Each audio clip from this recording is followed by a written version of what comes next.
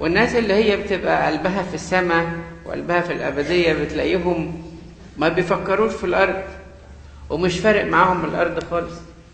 كل اللي بيفكروا فيه إزاي يوصلوا، وبيبقوا متشوقين لأنهم يطلعوا.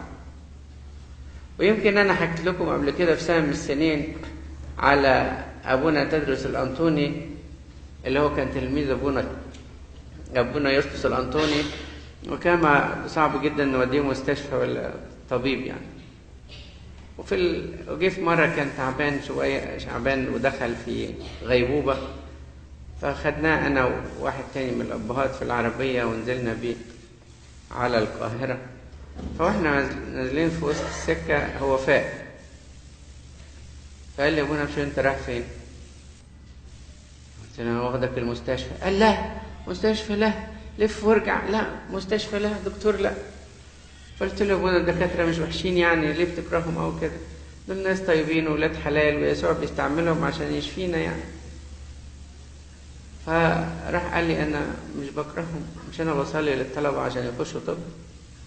قلت له اه. قال لي يبقى مش بكرههم، لكن أنا بيني وبين يسوع في اتفاقية، لو عاوز يشفيني يشفيني، لو عاوز يعيني يعيني، فأنا مش عاوز حد يخش في الاتفاقية دي. فقلت له أبونا أنت عارف إن أنا دلوقتي سيدنا مش موجود وأنا المسؤول عن الدير؟ قال لي اه. قلت له أنت عارف كويس إن أنا بعزك أوي وبحبك أوي؟ قال لي اه. قلت له يعني لو لفيت ورجعت وجرالك حاجة وحشة بعد الشر هفضل زعلان طول عمري وتعبان طول عمري، أنت يرضيك إن أنا أفضل تعبان طول عمري؟ قال لي لا. قلت له طيب يبقى لازم تروح المستشفى. قال لي اه انا حاسس بيك، يعني انت لو رجعت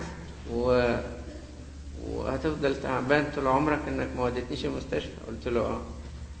قال لي ولو وديتني المستشفى هفضل انا تعبان طول عمري ان انا رحت المستشفى؟ قلت له تقريبا. قال لي طب انا عندي حل كويس يبسطك ويبسطني. قلت له ايه هو؟ قال لي ايه رايك اروح السما دلوقتي؟ قلت له ايه هو ده مكتوب في المنيو يا ابونا يعني عاوز بتختاره؟ ده مش اوبشن يعني، مش اي واحد عاوز يروح السما هيروح السما. قال لي ليه؟ ما احنا هنقول ليسوع هو يقول لا، فانت المهم هتبقى مبسوط لي ولا لا؟ قلت له طبعا هبقى مبسوط لك يا ابونا، انت هتروح السما انا متاكد يعني. فسال ابونا التاني اللي معايا قال له وانت يا ابونا مبسوط هتبقى مبسوط عشاني لو رحت السما؟ قال له طبعا يا ابونا هتبسط زي ما قال ابونا. قال طب ممكن تقولوا اي لحن للعذراء؟